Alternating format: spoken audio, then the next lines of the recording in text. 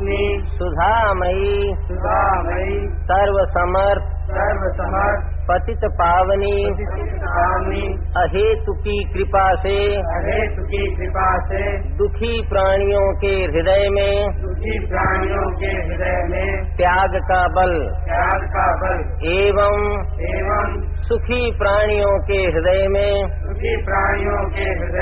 सेवा का बल प्रदान करें जिससे वे सुख दुख के बंधन से मुक्त हो आपके पवित्र प्रेम का आस्वादन कर कृतकृत्य हो जाएं। ओम श्री हरि शरण। मानव सेवा संघ के प्रवर्तक परम पूज्य श्री महाराज जी के चरणों में कोटि से नमन। भगवत स्वरूप आप विराजमान सभी श्रोतागण, आपको भी बहुत बहुत प्रणाम, आपका भी बहुत बहुत अभिनंदन।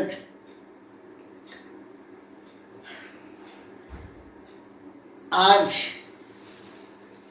मानव जीवन के ऊपर विचार चल रहा था तो मैं सोच रही थी, देखो इस सृष्टि की सर्वोत्तम रचना और परमात्मा की भी सर्वोत्तम रचना इतनी विलक्षण है कि इसमें हम वो सब प्राप्त कर सकते हैं जो प्राप्त होना है। आप कहेंगे ये क्या बात रही, सृष्टि की रचना और परमात्मा की रचना। तो देखिए, ये शरीर जो हमें दिखाई देता है ये सृष्टि की रचना है। जिन पंच तत्वों से शरीर संसार की रचना हुई है, उन्हीं पंच तत्वों से हम सबके शरीरों की रचना हुई है। चित जल पावन गगन समीरा पंच तत्व या रचा शरीरा। सारा संसार पंच तत्वों के अंदर है और ये शरीर भी पंच तत्व विराजमान है। लेकिन दुर्लभता किस बात की है? इतना महत्वपूर्ण जीवन है, इसी जीवन में हम चिर शांति प्राप्त कर सकते हैं, जीवन मुक्ति प्राप्त कर सकते हैं और भगवत भक्ति प्राप्त कर सकते हैं। हम सबके जीवन की मांग भी ये तीनों ही है। क्या हम सब ये नहीं देखते हैं कि हम सबको शांति चाहिए? अशांत रहना हमें पसंद है क्या? लेकिन वो शांति मिले कैसे, इसके ऊपर विचार करना है।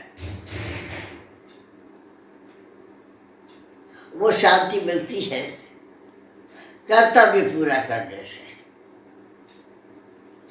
देखिए, एक बात और ध्यान में आ रही है। जैसा कि अभी मैंने कहा, परमात्मा की रचना, तो वे परमात्मा भी इस संसार में हमारे आपके स्वरूप में ही आए।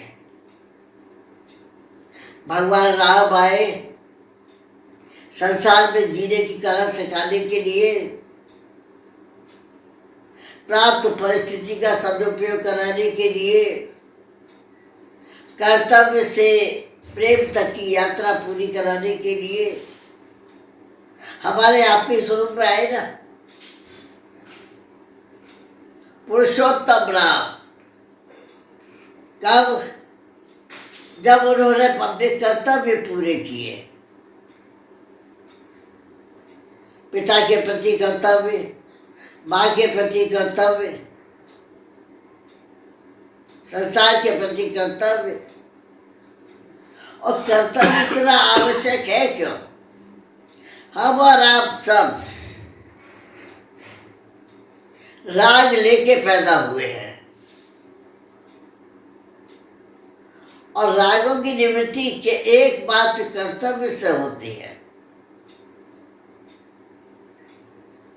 राग रहित भूमि में योग रूपी वृक्ष, तत्व ज्ञान रूपी फल और प्रेम रूपी रस प्रवाहित होता है। और मानव जीवन की पूर्णता किसमें है? योग, बोध और प्रेम में। तो राग रहित जीवन में कितनी शांति मिलती है, हम और आप थोड़ा अनुभव करके देखें। जब हम कर्तव्य पूरा करते हैं और पूरा करने के बाद कितनी शांति मिलती है, कितना आराम मिलता है।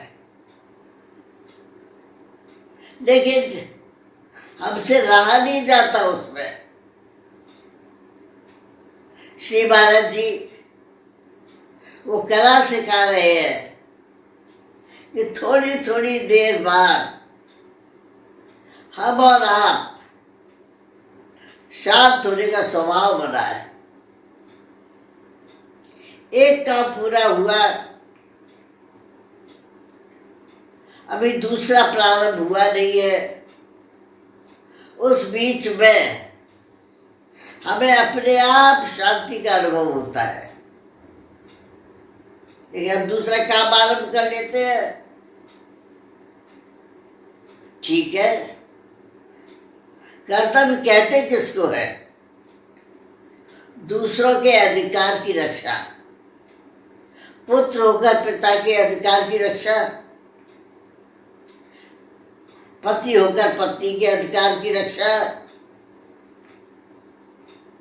जीव होकर संसार के अधिकार की रक्षा और प्रेमी होकर परमात्मा के अधिकार की रक्षा।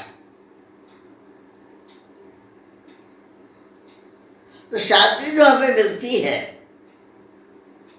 उसका मूल कारण है कि जब हम अचाह हो जाते हैं। आप सोचेंगे कैसे होंगे अचाह? हमें तो दिन रात वस्तुओं की आवश्यकता होती है। अचाह होने से घर का काम कैसे होगा? इसमें एक अंतर है। अचाह अपने लिए हो रहा है। अचाह होने का अर्थ ये नहीं है कि वस्तुओं से अचाह होना है।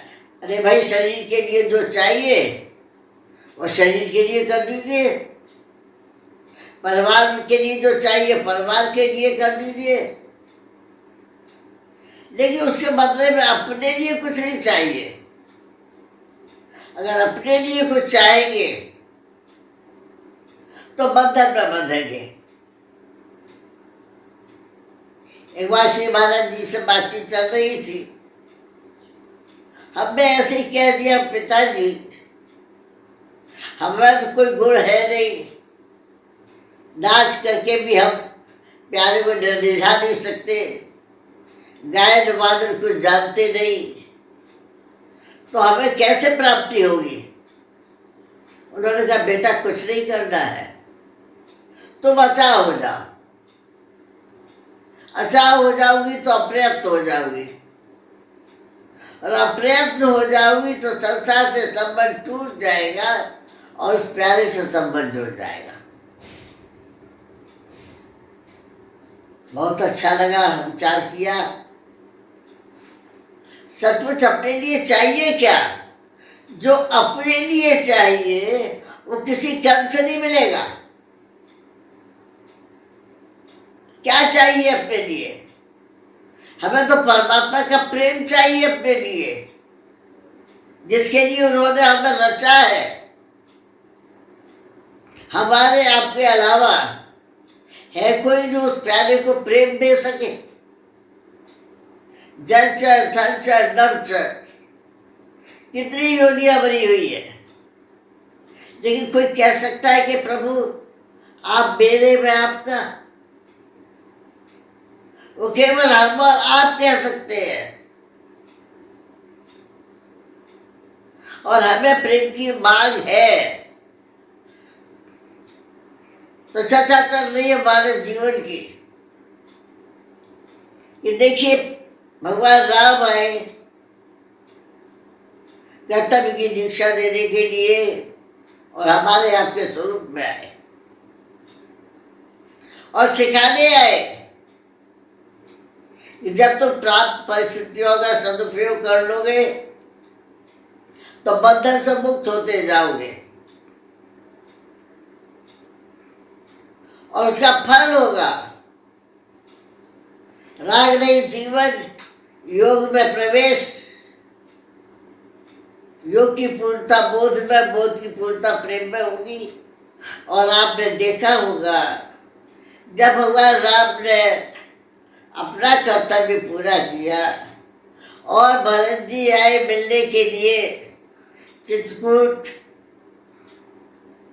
प्रार्थना कर रहे हैं, प्रभु आप अपना राज्य संभालिए। तो कह रहे हैं, देखो भैया, पिता ने जिसको जो कर्तव्य दिया है वो कर्तव्य पूरा करो। और कर्तव्य पूरा भी कर रहे, उसके बाद आप कभी जाके देखिएगा चित्रकूट में परम प्रेम पूर्ण दो भाई, इतना प्रेम का विस्तार हो गया कि अपना अपना कर्तव्य पूरा करके दोनों ही भाई प्रेम में मग्न हो गए। उसी प्रकार आगे चलिए द्वापर में, तो भगवान कृष्ण लीला पुरुषोत्तम हमारे ही आपके स्वरूप में आए और बाल्यावस्था से लेकर कुछ वर्षों तक उन्होंने खूब प्रेम बांटा,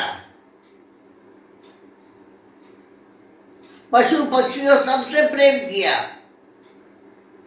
और उसके बाद अपना कर्तव्य पूरा करके कंस को उन्होंने पछाड़ा, कंस का वध किया और प्रेम को बांटा। वो प्रेम की दीक्षा देने आए। तो ऐसा लगता है कि जब प्रभु ही हमारे आपके रूप में आए हमें सिखाने के लिए,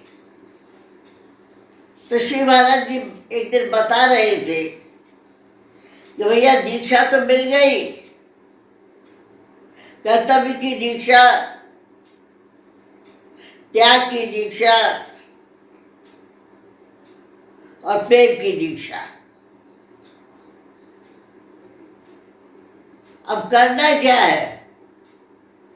उसी दीक्षा को पूरा करने के लिए, कर्तव्य पूरा करने के लिए तत्पर रहे, अचाव होने के लिए तत्पर रहे और प्रेमी होने के लिए तत्पर रहे। ये दुर्लभ जीवन सफल हो जाए, हमारा आपका जीवन सफल हो जाए, इसी सद्भावना के साथ आप सभी को प्रणाम।